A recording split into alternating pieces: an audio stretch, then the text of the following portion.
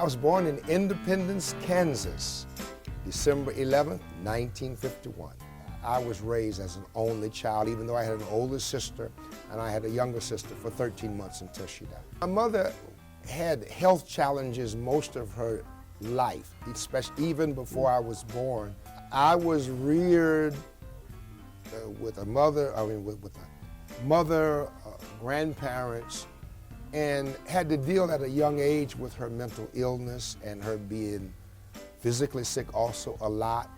But I always had my maternal grandparents there to be the solid foundation for me.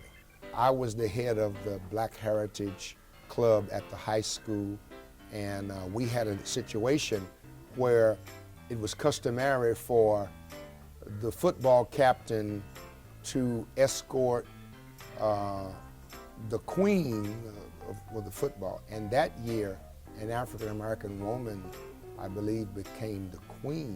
And so there was a controversy, and they wouldn't let her be the escort of the white quarterback. So I led a movement in high school, went to the principal, I said, this is unfair. And how can you change the rules because the queen happens to be black and the football quarterback is white? That was my first really getting involved in fighting against racism and trying to work out a compromise.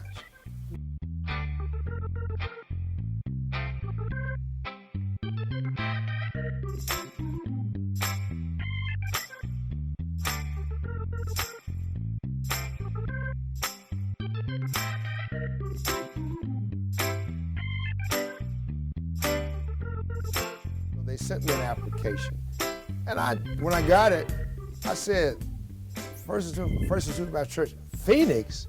So there are no black people in Phoenix, and I threw it in the trash. And then I preached in Newark, New Jersey, about that same time. I preached for the Youth Day, and I preached, he said, you know what? There's a church trying to call me to be the pastor in Phoenix, and I don't want to go to Phoenix. I'm going to send them your name. I said, is it First Institute? He said, yeah. My name came from 3 independent sources to First Institutional. We have what we call a holistic Christian ministry. We meet people's needs during the week. We have work in Africa, in India. We are recognized nationally as one of the leading mission churches.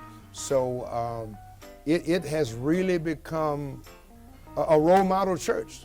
People, when I preach around the country, they refer to First Institutional as a role model church under my leadership. First Institutional gave me a sabbatical in 1994. And so one of the assignments was to write the history of the King holiday. Then Governor Babbitt called me up on a Friday afternoon at my home and said, Reverend, I think I have precedence to declare Martin Luther King Jr. holiday by executive order. Can I do it in your church?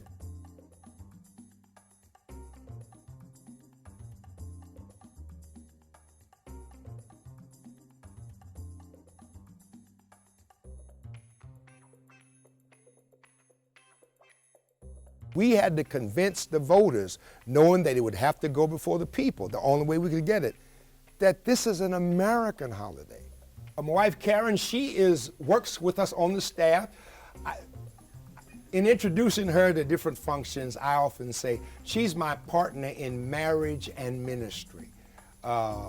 She is a wonderfully gifted person. She's our director of evangelism and discipleship. I'm in my 40th year. Moses did 40 years.